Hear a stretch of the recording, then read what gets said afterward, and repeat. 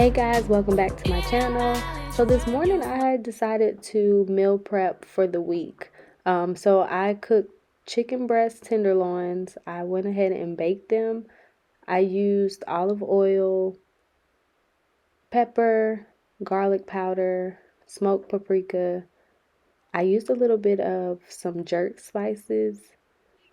And then I wanted to combine that with some mixed vegetables. So we had broccoli, cauliflower, carrots, and then just a small portion of jasmine rice was added. And I decided that I wanted these meals to be used for dinner.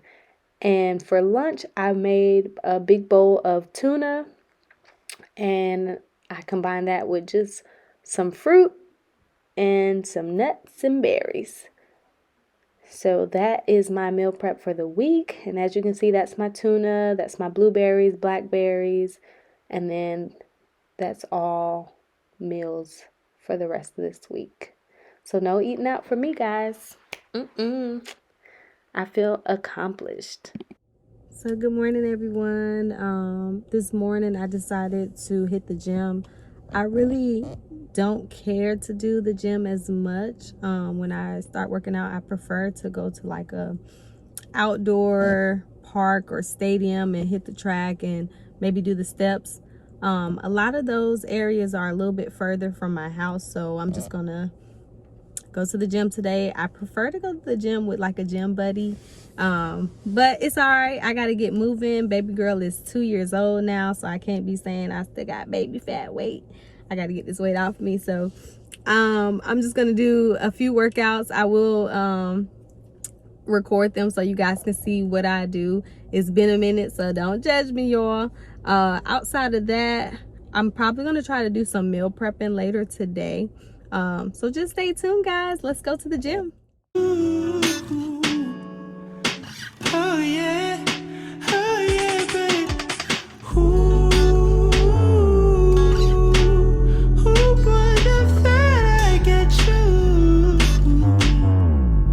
So I typically like to start with cardio.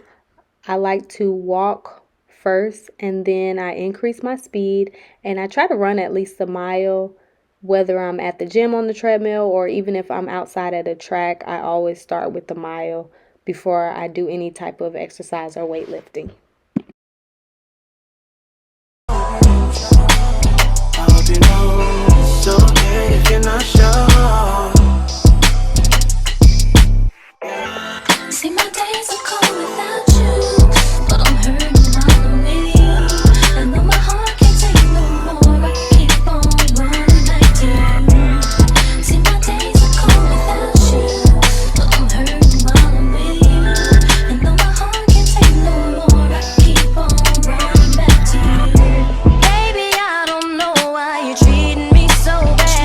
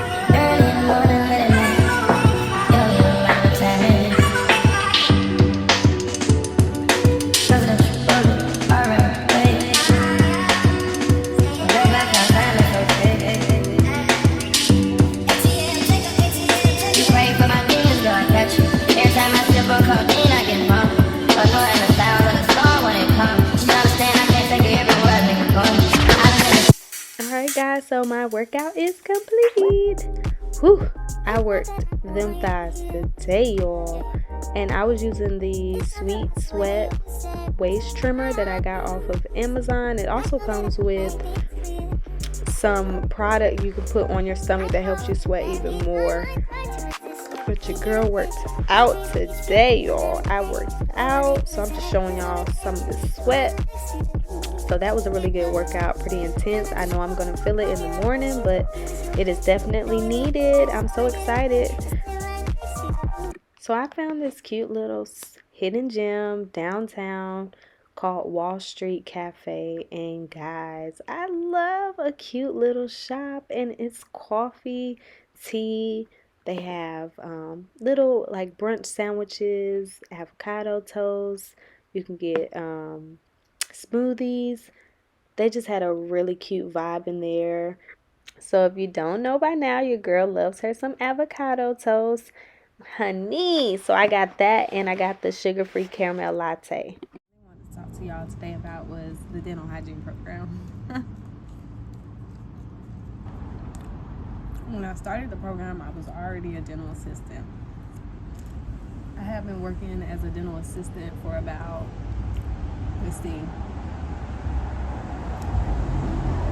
I graduated dental assistant school in, I want to say like 2011, and I worked in a corporate. That was my first initial job as a dental assistant, was in a corporate setting. I left the corporate setting and worked as a government worker as a dental assistant. I want to say I worked a total of maybe like 4 years, and during my time in the corporate sector, not only did I just do dental assisting, but I was a hygiene assistant. And so basically what that is what the name says. Instead of me assisting the dentist, sometimes I would assist the hygienist. And the corporate setting I was working for, I worked at their really big location because they had a lot of locations. This is when I lived in Fayetteville, North Carolina, and so they had a lot of locations. But I worked at their big main office, so there were a total of 8 hygienists. They had 4 on each side, and so I was that one girl running back and forth, taking their X-rays, seating their patients, helping them if they needed to put any measurements, and with charting anything that they saw in the mouth. I helped clean up their rooms, just all over, back and forth. And so during my time spent as a hygiene assistant is when I really like sparked the interest for wanting to be a dental hygienist, but I didn't technically act on it at that time. I think I was a little discouraged because my first dental assistant job, I was the only brown girl. So with me being the only brown girl, and it's not a lot of brown girls, brown guys in the dental field, period. Like whether it's dentist, dental hygienist, dental assistant, hygiene assistant, lab person, you find more of a spectrum of people if you're working government side. But private practice, corporate, when I started out, it really wasn't a lot. So I think I wanted to do it, but then I kept like telling myself like, you're not gonna be able to be a dental hygienist, because when you see the dental hygienists, especially the ones I was working for, you know, they didn't look like me. You know, they were the little preppy, you know, Susies and Beckys. So I just felt like as a brown girl, that goal wasn't achievable at the time. So I continued to work as a dental assistant, and I ended up working as a government dental assistant. And during my time spent government side, I ended up going through a situation where I was separated because I was married during the time I was a dental assistant. So I was going through a separation, and it was just me and my son at the time. I didn't have my daughter. And I felt like the pay I was receiving wouldn't be enough to sustain my life. I like to travel, and not only that, but to be a single mom. So I wanted to pursue a career or a profession that I was able to maintain a household by myself. So I kept talking to hygienists that were more encouraging, and one of the ones that worked on the government side with me, she was really encouraging, and she would always tell me, like, Brie, if you want to go to school, I think you can do it. And I was dealing with a lot of anxiety, depression. I was scared. I was fearful. Like, I'm about to be a single mom. I have to find my own place by myself. It was just a lot. My son was, when I started just taking the core classes for the dental hygiene program, my son was like 6 years old. So it took me 2 years to do the core classes, and then 2 years to actually do the dental hygiene program. So a total of 4 years for school. In Fayetteville, they only have a technical college.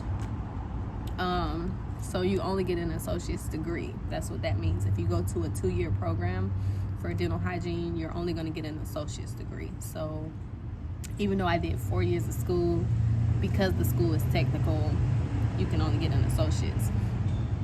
The difference between getting an associate's and a bachelor's, because if you go to a university for dental hygiene, you get a bachelor's degree, is that you're able to teach.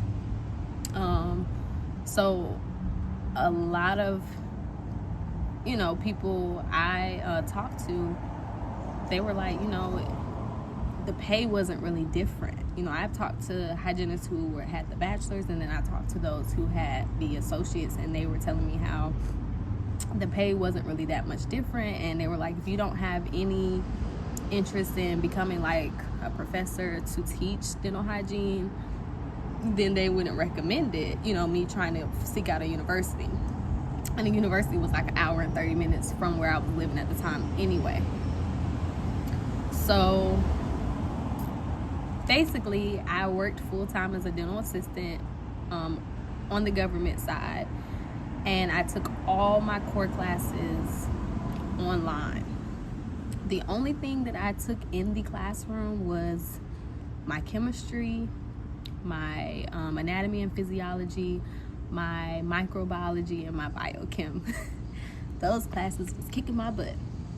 And because they had the lab portion, that's another reason why I decided to make sure I was in school for that, in a classroom setting, because I'm not really good at math and science. That's more of my weakness. My strength was always English when I was in school, or social studies or history. So I took and a lot of the core classes that you guys will see will be like psychology, sociology, your English class. It'll be classes like that. Now, the college that I decided to go to, so you want to check out each college because every college is different. The one that I decided to go to, when I was finishing my chemistry, at first it was you had to do chemistry 1 and 2 as a core class, but they changed it. Thank God they changed it. Woo! Chemistry kicked my butt. I'm just not good at it.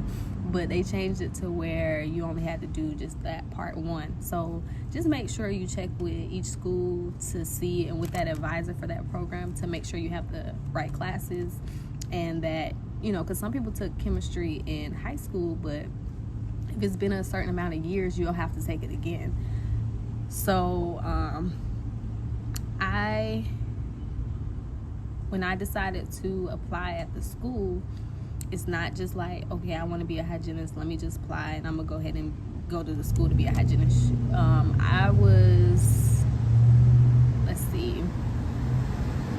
I made sure I had at least a B in all my classes. I got a lot of A's in like my English, my sociology, my psychology, like those classes. Chemistry, I got a C. and I was okay with it because I just needed to pass. So I was telling my professor, like, please pass me. I know I failed every test in your class, but I tried. I was having study groups. I don't know, y'all. I really was trying my best with all those formulas. But most colleges for dental hygiene, they go off of a point system, which means that it's a competitive program, because, you know, if they didn't do it that way, so many people would want to be in the program all at one time, and it's just not enough. Like, I feel like it can't just accommodate everybody who wants to become a hygienist. So just make sure you check with your school, especially if it's like a technical college. Most of them, and even if it's not, because like here in Virginia, the university ODU, you know, theirs is competitive as well. But anyways, the program that I went to, the point system that they use is all your core classes, you get a certain amount of points towards the program. So they look at, if you made an A, for instance, that's 4 points. If you made a B, that's 3 points. If you made a C, that's 2 points. So you want to try your best to get more A's and B's. Now, your science classes like anatomy and physiology, microbiology, biochemistry, those are like big. They count big time towards you getting into the program. So make B's and the A's in those. If you can make an A, make an A. If you can't, make sure it's a high B or just a B. You know, you just don't want to get a C. If you get a C, you know, not saying like you can't get any C's, but it's just better to try to aim higher. If you have any experience, like you were a dental assistant before, they allow you to. If you have any like prior dental experience, you make sure you get your office to write, you know, that you are a dental assistant or whatever you've done in a dental office. That also gave me like not a lot of points, but it gave me a few points towards the program as well. And then we were also required to do some job shadowing. So I already had the experience. I was already working at a dental office, so, you know, I just had them sign off that I was there. But if you don't have any experience, you know, especially if you have a dental office that you get your teeth cleaned at or something, just ask that dentist there, or, you know, the receptionist, like, hey, can I come back and shadow? I'm trying to apply to the dental program, you know, and I just need to get a few hours of shadowing in. So that was another thing that I told a lot of my friends to go and do.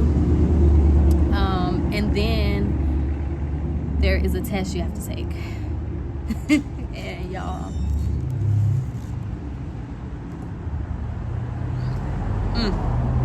that damn test. You have to take a TEAS test.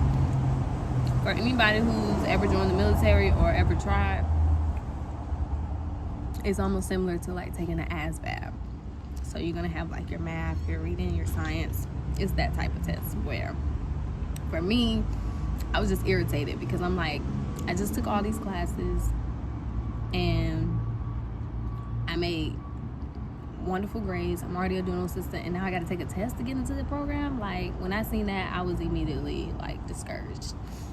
So when I heard about the test, I went to Barnes & Noble and bought a TEAS test for dummies, because I'm really not good at math, and science is not, you know, my strong point either.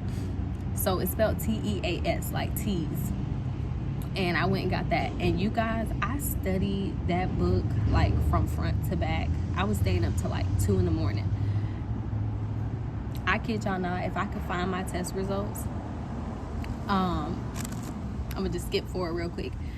When they told me, because they tell you like we had to go into like a computer center at the college, and you have to test, like, and they have somebody like that's in the room with you, so you not cheating, you can't, you know. So they were sitting there making sure everybody did what they were supposed to do. And when we tested, as soon as you press the like button, like when you're done, it lets you know right then and there if you passed. So I was about to pass out the chair, y'all, but it said pass. But when I got my actual paper results and it showed each part broken down for the test, the lady printed it out at the end. I could have, like, y'all, do y'all know for the math portion, I didn't miss not one question. Like, this is the same girl who failed algebra in high school. So it just let me know, if you put your mind to it, you could do it. Really just, if you need to get the book, get the book. Do what you got to do so you can pass that test. So I passed the test, and let me tell y'all about your procrastinating girl. The program opens up in you can start testing for the program the year prior. So for instance, if you were wanting to start this upcoming fall, like to actually go into the dental hygiene program, you have to have already applied by January 30th of last year. I'm sorry, of the beginning of this year. Your deadline is January the 30th. So most people start testing like November, December. You can start taking your TEAS test. A lot of people started in November because they give you, I think you can take it like 2 times. Like, so if you fail, you can take it again. I waited and took my test January the 30th, which was the last day. Right. Like, who does that? Who puts that stress on themselves? So that should let you know how much I was like freaking out and trying to study. Like, I waited until the absolute last day. So I didn't give myself no time to prepare if I wasn't gonna pass it. Yeah, that's why I was about to have a doggone heart attack in the computer center, because I'm like, if I don't pass it, what am I gonna do with my life? Like, I need something that's gonna be way more money. I have a child. I was really stressing out during this time, but I just decided, like, I'm gonna just take a risk and pray that all goes well. I studied my butt off, and your girl passed. So I was like, oh, I can breathe. But anywho, so once you pass it and you've taken your classes and you've got the grades, that still doesn't mean that you're in the clear. Y'all, they be doing a lot. They be making us stressed out.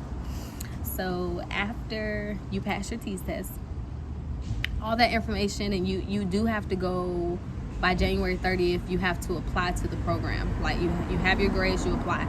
Now, with my core classes, I had one class that I hadn't taken yet, and that was my biochem. So I was told that you're able to take, like, that science class. You're able to take your major science classes during the program, but it's not recommended because you already are taking these really hard dental classes now. So, but the way my class schedule felt, and I was completely full-time, I just didn't end up, I got all the classes I could get out, and I still had that one last class.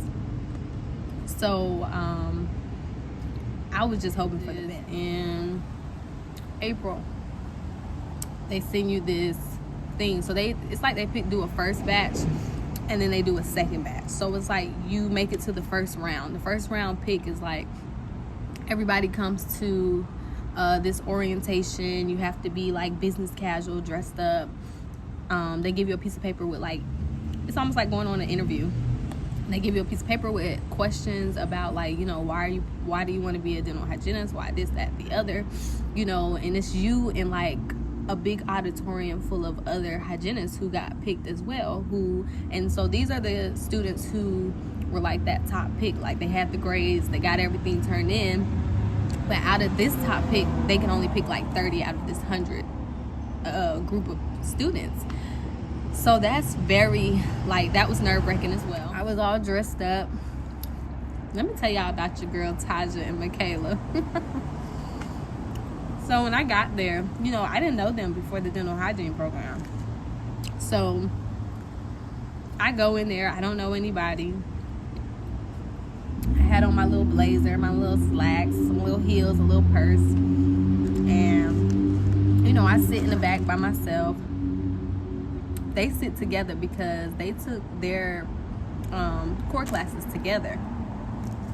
When they were taking their prerequisites for the program, they met.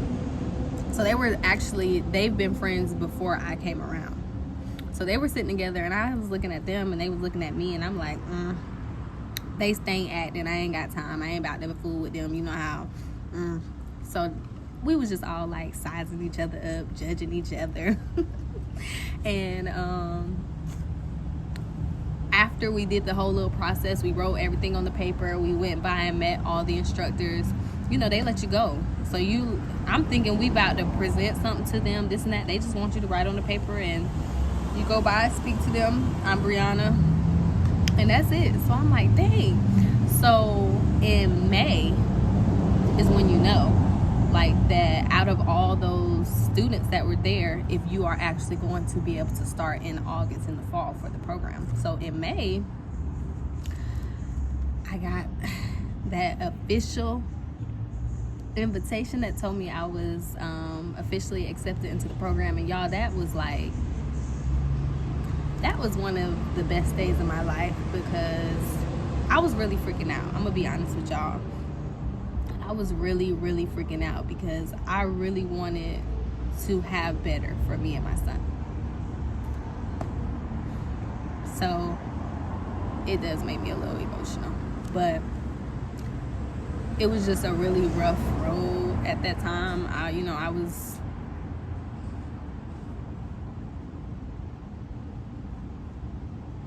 not gonna cry, but it was just really rough.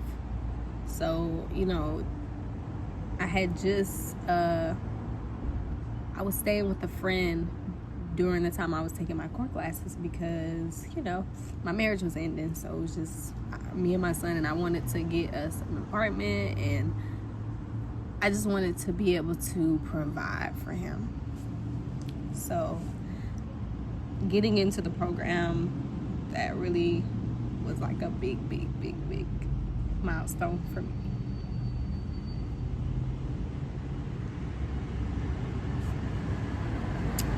Let me sip. So outside of that, when I got in, I was so happy. So I also was able to get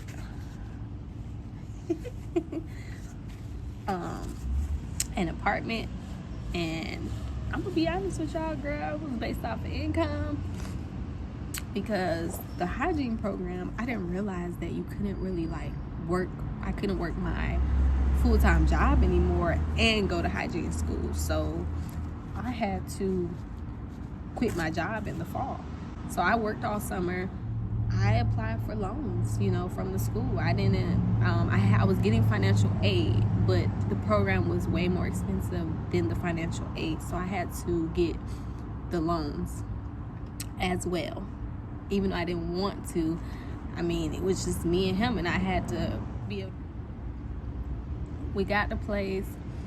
My son was happy. He had his own room. I had a 2-bedroom, 2-bathroom, and really on my own, as far as figuring this parenting thing out, and not having 2 household income, but it just being really me. I had to take my 1 science class with these new dental classes, and we're in clinic.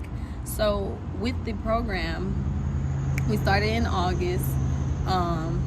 You have dental classes, so you're going to a classroom, but you also have to go to clinic, and those are 2 separate grades. I was taking at least 4 dental classes on top of clinic class, on top of a science class. So my plate was full. I'm thankful for my sister and my mom, because they really helped me out with my son. So it would be times where after I got and like I told y'all, I'm not that person who can just glance over something and be like, oh, I'm ready for my test. I have to read it back and forth before I can actually comprehend and understand it. So when I would finish class, I would go to the library, because at the time I didn't have internet, and I didn't have a computer at my house, so I had to use the library. Nothing wrong with that. I was a faithful library goer, So I would go to the library after class, and I would be there until 10 o'clock when the library closed, y'all. So by the time I would pick up my son, it would be going on 11:30, almost midnight. And that was my life for that first full year of school. I was in class all day, And the thing is, the reason why I ended up quitting my job is because what they don't really tell you is, yeah, your class schedule might say 8 to this time, or 8 to 3, but it's not really like that. Like, once you're in the program, they set the tone for those hours. So they could tell you, all right, y'all need to be up at the school at 6:45 and get ready to set up your rooms for clinic. And so it's like whatever they said. I felt like we were in boot camp. I'm gonna be honest, it wasn't like, I can go to work at 4, because even though the schedule may say you were out of class at 3, it's whenever they dismiss you. So that changed everything for me. It was like, I can't work. So my life was completely school for the next 2 years. And Taja and Michaela, they can attest to that. We were some school goers. Like, it was a lot. But you can get through this. When we started the program, it was like, as far as brown girls out of the 30, it was me, Taja, Michaela, and 2 others. So it was like 5 of us out of like 30 that were brown. The other 2 end up not really going through all the way with the program. They end up going on their own path and doing something else. They kind of discovered in the program that they really wanted to do pursue something else. But the melanin squad, that's what they called us in school. But the reason why, this is how I met them, because like I said, remember in the beginning, we all were kind of sizing each other up, because when we finally talked, they were telling me they were thinking the same thing about me, like, she got an attitude. But anyways, y'all, so me and Michaela, when we were in clinic, we got assigned to be next to each other, so we always had to be partners. And then we really discovered that we actually enjoyed each other's company. And Michaela reminded me of me at her age. I am older than Michaela and Tasha, like I told y'all before. So she just reminded me of me, and it just made me want to take her under my wing. She's a really good friend, very passionate about her friends, very protective about her friends, more of a hothead. I knew it was all coming from a good place. So Michaela kind of introduced me to Taja, and Taja was just green. She is so green, y'all, and I just love her. But she was such a sweetheart in the program. Tasha was younger than both of us. She celebrated her 21st birthday at my little apartment I had. Y'all, we had so many freaking kickbacks. It was crazy. When people ask me how was dental hygiene, y'all, that program, it was hard. I don't even know no other way to say it. It was so freaking hard. Like, I'm real big on a challenge. You throw something in front of me, I'm gonna figure out a way to figure it out. That's just my personality. But with this program, I'm being so honest with y'all. I spent so many nights in that doggone library, because it's like, okay, I got 4 classes. I'm not just testing in one class. I got a test in all 4 of them. And then on top of that, they just taught me some new way of using the instrument in clinic, and I got a test on that. So it was like, outside of me doing book work, you had hands-on work. So you go in clinic, y'all, and they were so freaking strict. In clinic, it would be like, all right,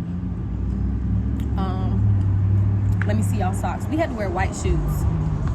I hated that, because I'm like, why are we wearing white shoes again? Like, why it gets dirty so fast? So I hated it. The shoes were just, they were ugly.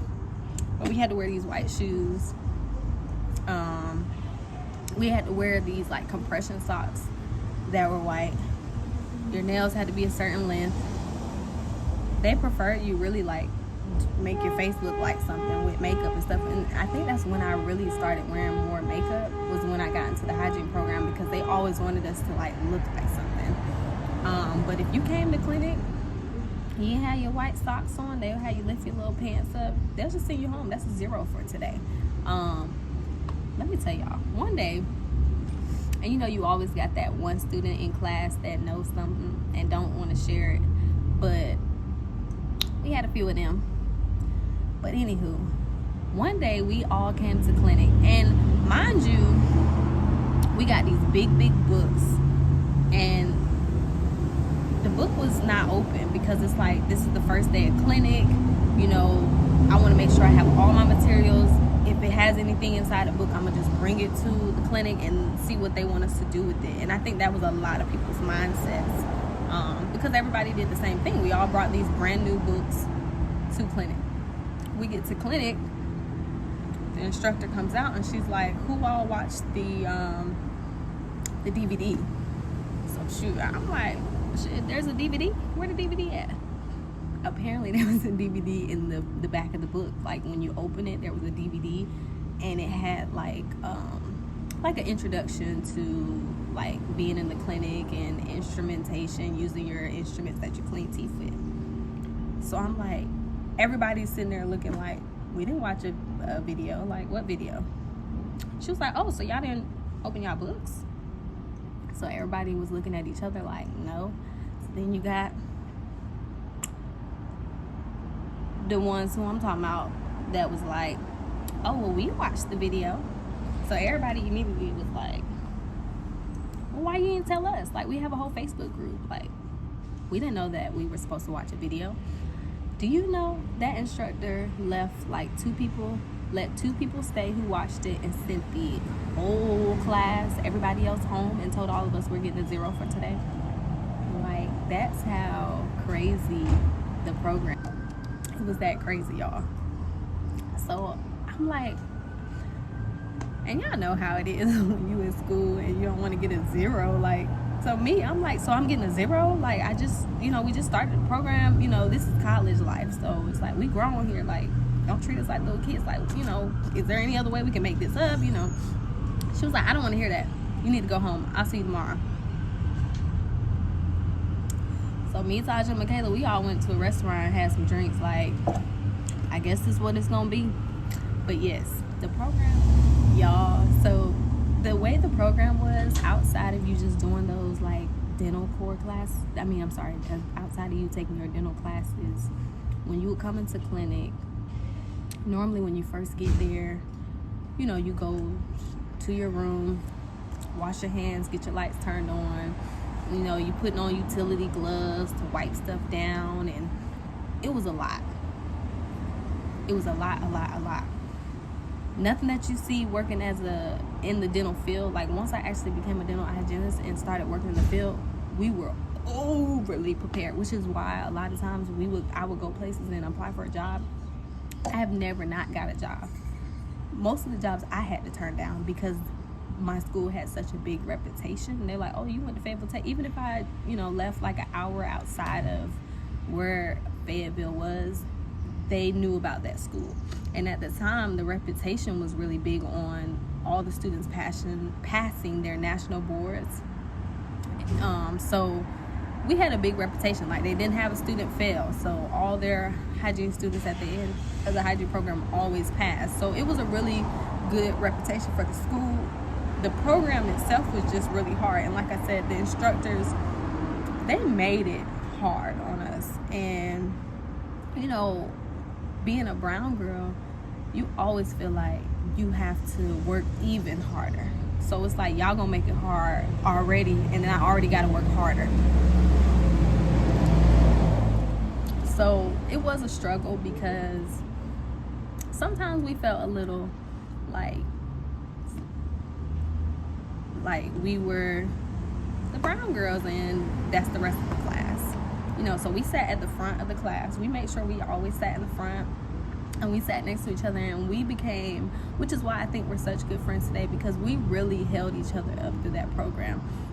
Because, you know, you deal with so much as a brown girl or a brown guy. Like, you just deal with a lot, and we really tried to be there for each other.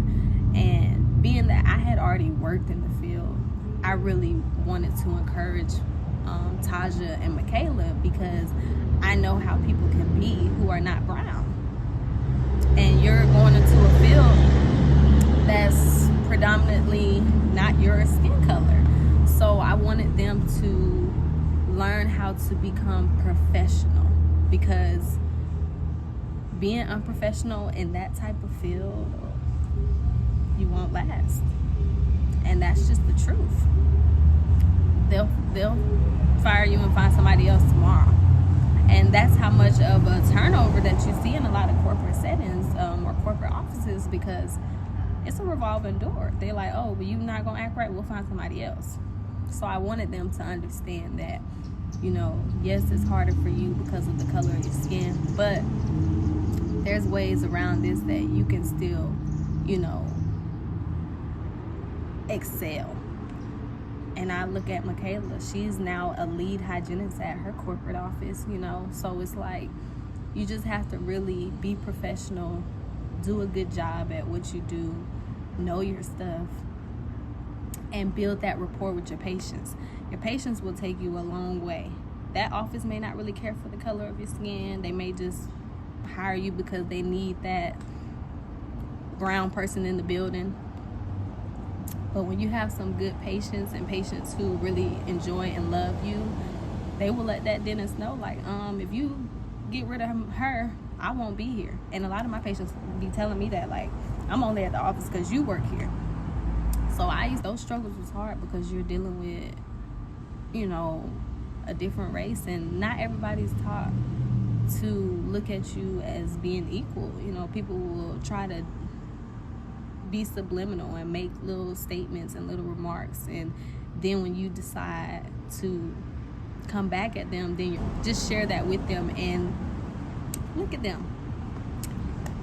Round of applause for my brown girl sisters. They doing really well. So yeah, I mean, the program itself, I think being a dental hygienist is a really great profession.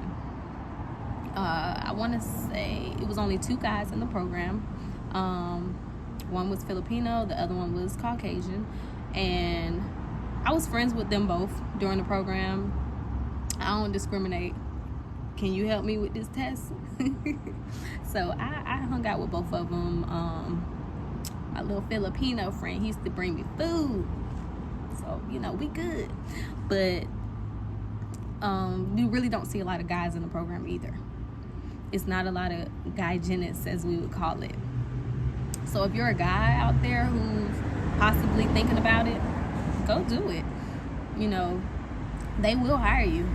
I think they just love the fact that they have a guy working in the office. It's a lot of estrogen. They be wanting some testosterone up in there. You know how women can be very catty. So it was only 2 guys out of the entire program. 3 of us graduated, as y'all can see. I'll throw some pictures up there on graduation day. But out of everything that I've ever done in life, as far as school, dental hygiene was one of the hardest things that I've done in life. My mama calls, see you on TV, sunset shit done changed. Ever since we was on, I dreamed it all. Ever since I was young, they said I won't be nothing. Now they always say congratulations.